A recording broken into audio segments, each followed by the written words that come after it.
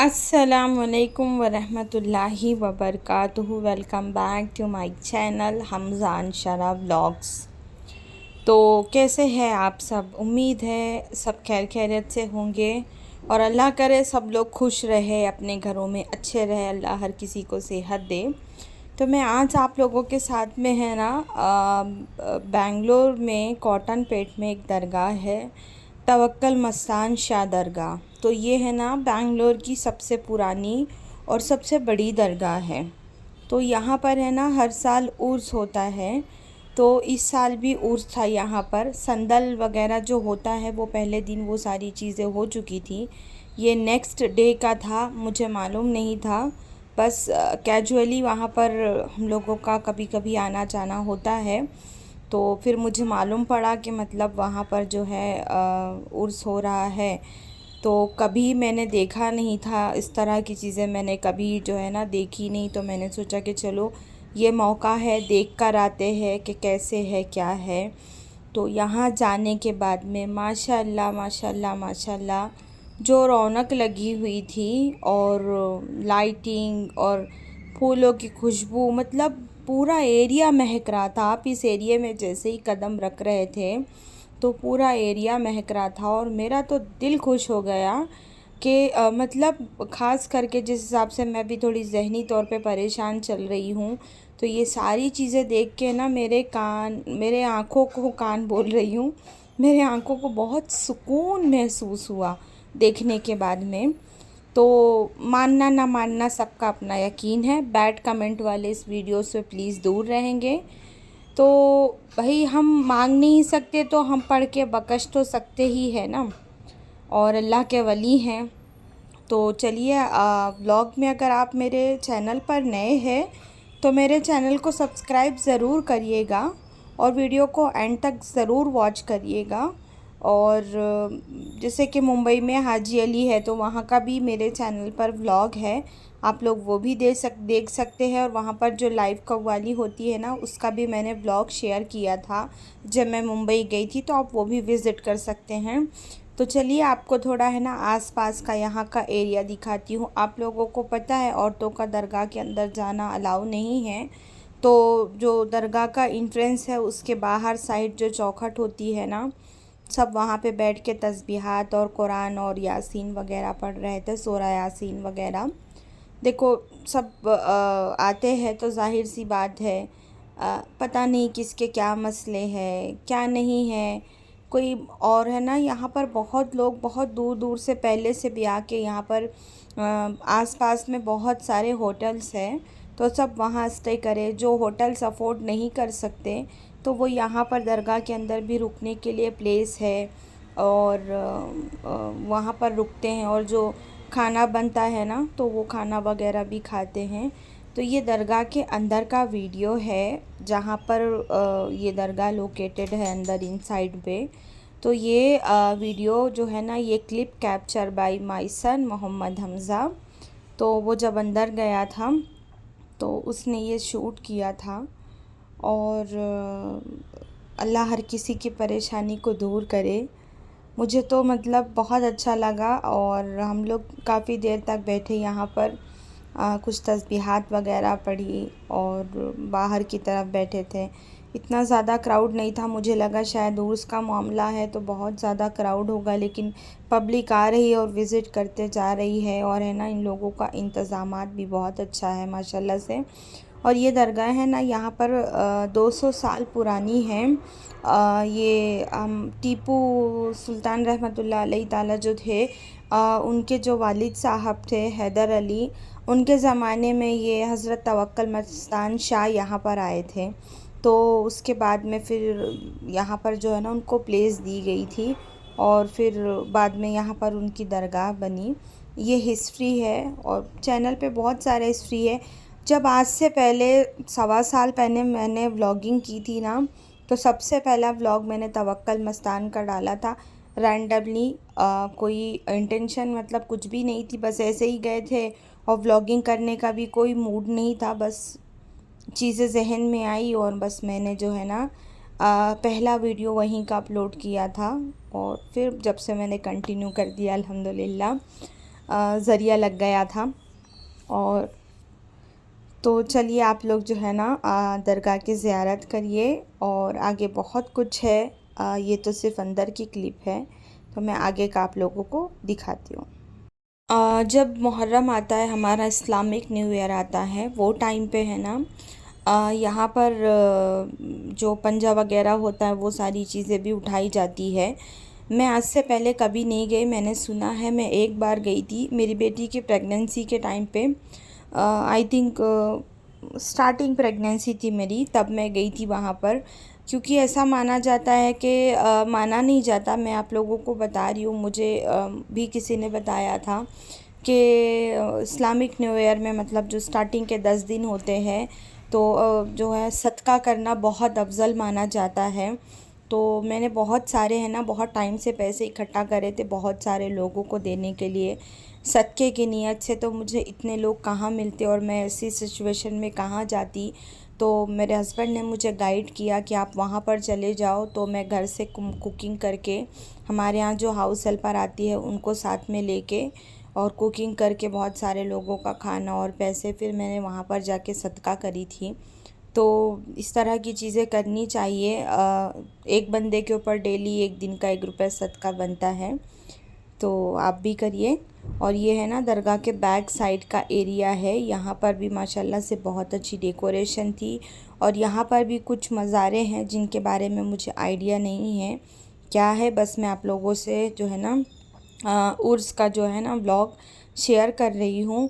और पीछे जो अलम का पंजा होता है ना, तो मैं ये बोल रही थी, पीछे जो अलम का पंजा होता है ना वो पूरा फ्लावर से डेकोरेशन किया हुआ था।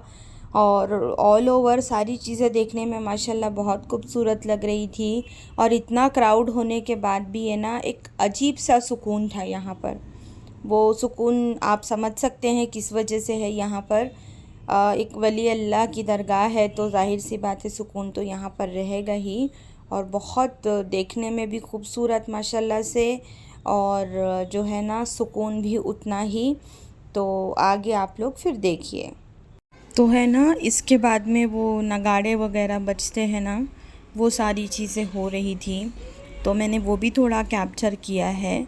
मैं इसके आगे आपसे जो है ना वो क्लिप शेयर करती हूँ फिर।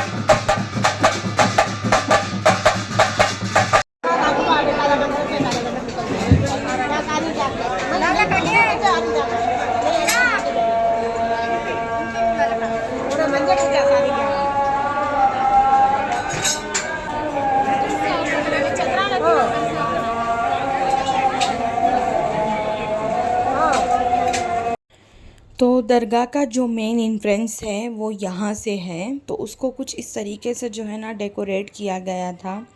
जब मैं मतलब मैंने जब एंट्री लिया तो वहाँ पर है ना थोड़ी क्राउड थी, पब्लिक कुछ लोग खड़े हुए थे, तो मैंने सोचा कि पीछे तरफ से जो रास्ता है मैं उधर से चली जाऊं। तो जब मैं उधर से गई तो आप लोगों को मैंने पीछे का जो भी व्लॉग था मैंने वो शेयर किया है इसके पहले क्लिप में। लेकिन मेन एंट्रेंस जो है ना दरगाह के अंदर जाने की ये है। तो माशाल्लाह इसको बहुत खूबसूरत तरीके से डेकोर किया गया था। मैं सारी चीज़ों से सहमत थी, लेकिन ये जो ढोल नगाड़े बज रहे थे, मैंने लिटरली कहीं पर पहली बार देखा है उर्स के टाइम पर। ज़्यादातर मैंने है ना मतलब गाँव में जैसे पहले कभी बचपन में हम लोग उर्स वगैरह में गए हैं, तो वहाँ पर हम लोगों ने बयान वगैरह ही सुना है और इस्लामिक चीज़ें सुनी है, और उसके बाद में क्या बोलते हैं अपना ये कव्वाली वगैरह सुनी है। तो ये कॉन्सेप्ट मतलब मैंने फ़र्स्ट टाइम देखा है। हाँ, एक चीज़ ये भी क्लियर करना चाहूँगी यहाँ पर। मुंबई में माहिम की दरगाह में एक बार ऐसा इंसिडेंट हुआ था कि मुझे मगरिब का वक्त पड़ा था वहाँ पर।